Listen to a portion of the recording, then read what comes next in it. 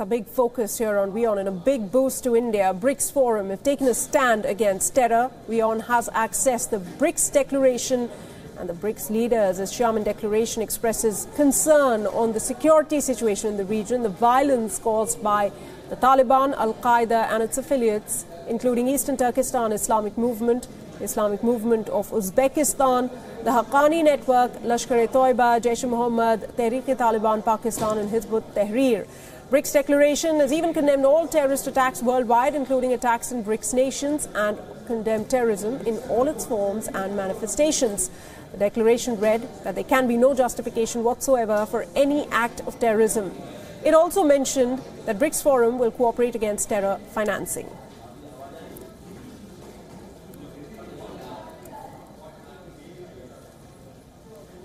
Terrorism was an element that our Prime Minister spoke about, but he was not the only one. In fact, all the BRICS leaders came up very strongly in condemning terrorism in all its forms and manifestations, and you can see that being reflected in not just one but several paragraphs of the declaration that has been adopted, where the leaders have strongly condemned terrorism, and then they have also been able to identify and acknowledge the pernicious, the deleterious effects that certain terrorist organizations such as the Haqqani Network, Jaish-e-Mohammed, Lashkar-e-Toiba and others have had, and TTP others, that have had in terror, in spreading terror across.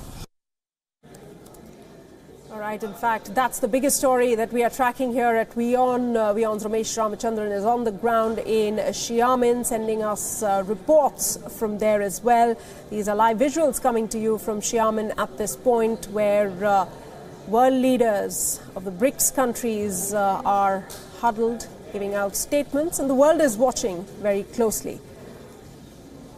For the first time, BRICS countries have named names when it comes to expressing concern over several terror groups, from Lashkar-e-Toiba to Jaish-e-Mohammed to even other groups operating around the world. It has also condemned the terrorist attacks that have taken place recently, especially in the BRICS countries, and also has voiced concern over terror groups, including those in Pakistan. Trade in Brazil with the different countries of the BRICS has taken back its dynamic character this year. Quite remarkable is also the trend for growth and diversification of the flows of investment among our 5 countries: Russia, India, China and South Africa. At the same time, when they see and find in Brazil extraordinary business opportunities, they also represent destinations which are most advantageous to our products and investments. Ladies and gentlemen, in Brazil, we have been taking ahead our reform agenda, which has already brought back the trust and growth. Much more than just the efforts of fiscal adjustments, we're also improving and approving regulatory frameworks and simplifying a few of our procedures. We are, in fact, creating more favorable conditions for infrastructure investments. We have been leading an ambitious program for concessions and privatizations, which is a program which gathers large-scale projects in many sectors: ports, airports, highways, railways, transmission lines, meaning assets related to these sectors. The outcomes are showing that we are going in the right track. Inflation is once again under control, and interest rates in Brazil are following a consistent route, descending. The industrial production is recovering every month. Agriculture is winning records. Employment rates are increasing. This is a moment for modernization of our economy, where we see a multiplication of perspectives for those who want to come and invest in Brazil. We have regained trust and optimism. Please keep on counting on the support of Brazil decisively for the activities of the Business Council of the BRICS. Thank you.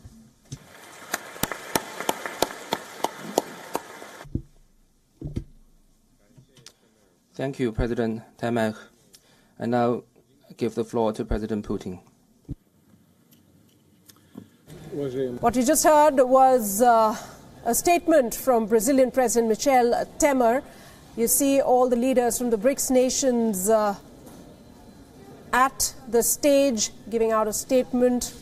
This is day one of the BRICS summit in Xiamen, taking place in China, with Brazilian President Michel Temer, Russian President Vladimir Putin, Chinese President Xi Jinping, South African President Jacob Zuma, along with, of course, the Indian Prime Minister Narendra Modi on the stage. It's the Russian president making a statement right now. Let's try and listen in. Total $79 billion. And today, BRICS countries face an important task to give more impetus to mutual exchanges, not only in trade, but also in investment, finance, science, and technology.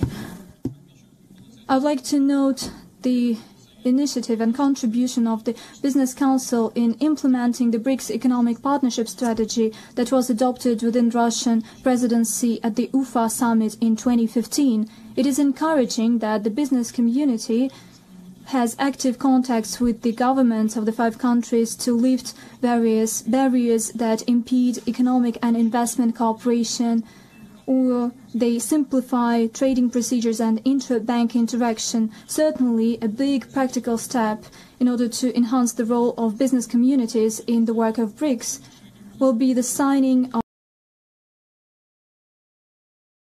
a new development bank. We expect that the Business Council will participate in shaping the bank's loan book and elaborate the win-win projects that are to be implemented in the territories of our states. What is important for business is the decision on the establishment of the Project Preparation Fund. The bank, together with the Russian Direct Investment Fund, is currently funding the project of small hydropower plants worth $100 million in Russia.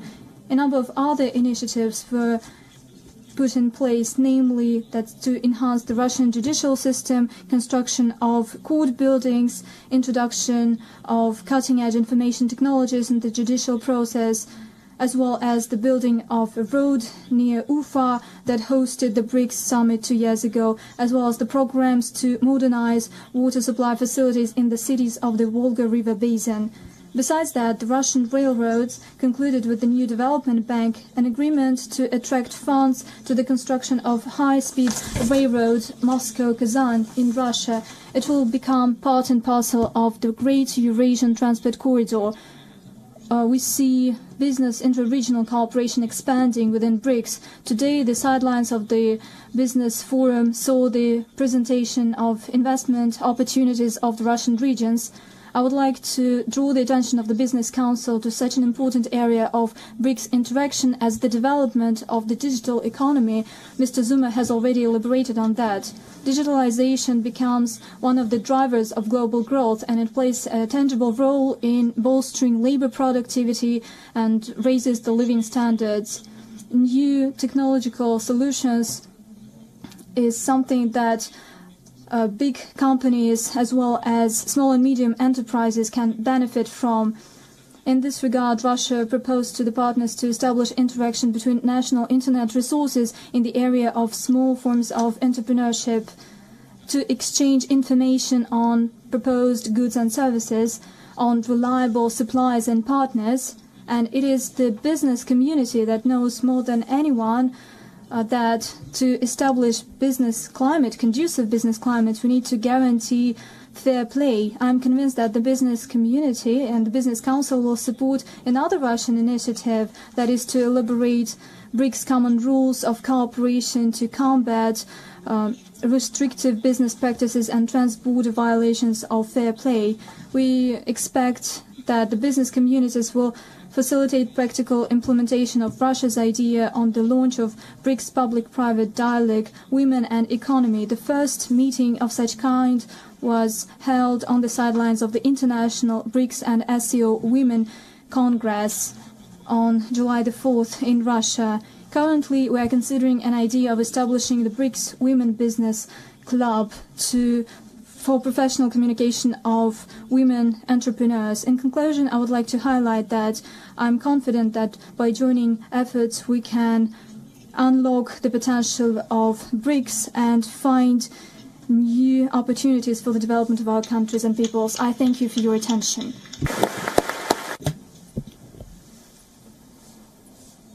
Thank you, President Putin, for your... Obrigado, Presidente Putin.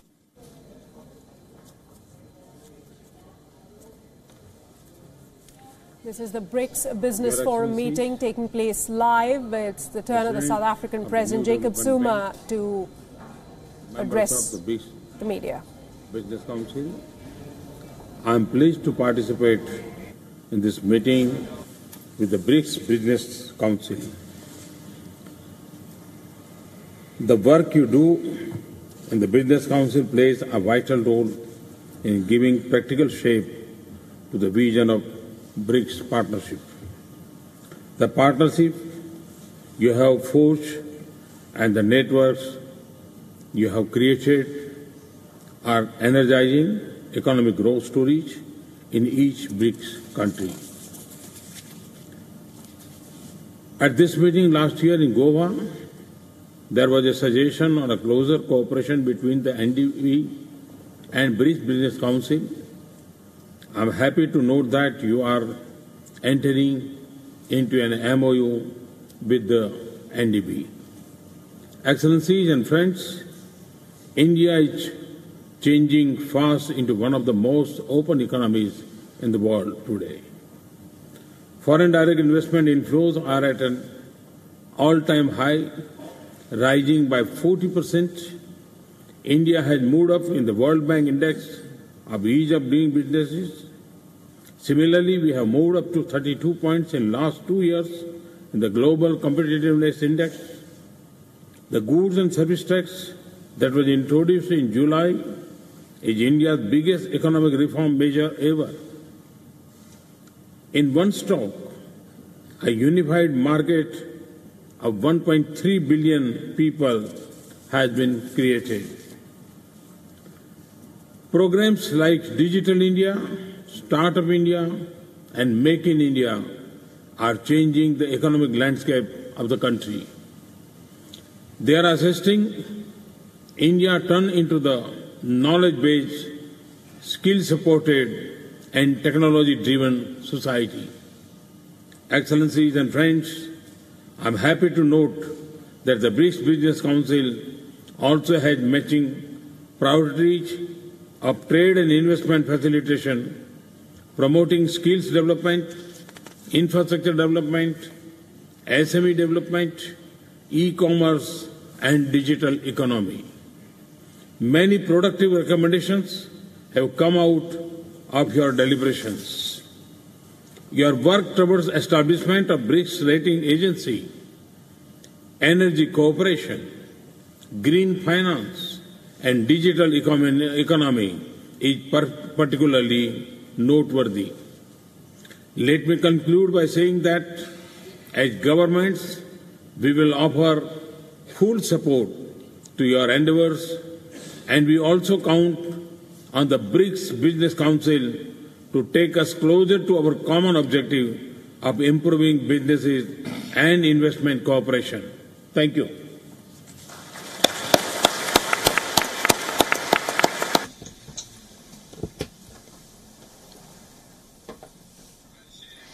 Thank you, Prime Minister Modi, for your statement.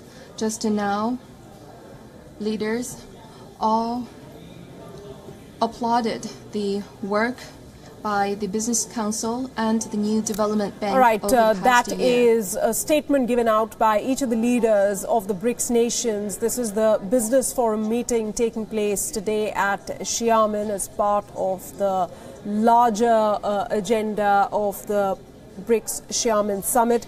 Let's try and get a sense from WION's senior foreign editor, Padma Rao. She is joining me live right now. Padma, What are the big takeaways till now? We had the declaration earlier today, and we have all these BRICS leaders speaking in one voice. Of course, trade economy is one of the biggest focus, as we understand, apart from terrorism, which figured quite substantially earlier in the day today in the declaration. Yes, certainly, Sana. It's good to see, the leaders of all the countries speak in one voice, not only over business, which is essentially the raison d'etre of this forum. It is an economic forum, the BRICS forum, but also in terms of terrorism, also in terms of the situation in Syria, in the situation in Afghanistan. Having said that, there is room and space for a word of caution on what was said. There is, I feel, no need for excessive euphoria over the fact that they made a joint statement pertaining to international terrorism. Let me quote, they say that they express concern on the security situation in the region and violence caused by, and then they list there's a list of terrorist groups which happen to include the Lashkar-e-Taiba and Jaish-e-Mohammed, which, as we know, are Pakistan-sponsored terrorist groups that attack India. So, yes, there is reason enough to applaud this declaration, because for the first time in the history of BRICS declarations, there is a clear mention made of the culprits, the perpetrators of terrorism by reproducing these names. Having said that, this is a far cry from individual countries that belong to the BRICS actually declaring, let's say, the Lashkar-e-Taiba or the Jaish-e-Mohammed, proscribing them as terror groups, or their leaders Hafiz Saeed and Maulana Masood Azhar as terrorists, as designated terrorists. So that is something that still remains open, and that of course has very little to do with the BRICS forum. That will have to be taken up at bilateral level with individual countries. The other thing that they've spoken in one voice about has been the situation in Syria and in Afghanistan. They've made it very clear this is possibly their BRICS avatar speaking, because the United States is in Syria as well as in Afghanistan, and the same United States is also preaching a policy of protectionism, an economic policy of protectionism, which the BRICS are decisively against. Now, both Afghanistan and Syria are countries on being rehabilitated from the rigors of war, and both China and India and certainly Russia would be interested in investing there. So I think there are some clear messages being given out. That was a twin message when the BRICS speaks of that the process in Syria must be a Syria-led process, the process in Afghanistan must be an Afghanistan-led process, and so on. I think the message is really going out to the United States of America. Thanks, Padma, for breaking that down for our viewers here who are watching all updates from Xiamen regarding the BRICS summit. Thanks very much for the moment. Well, on the latest now on the Korean crisis.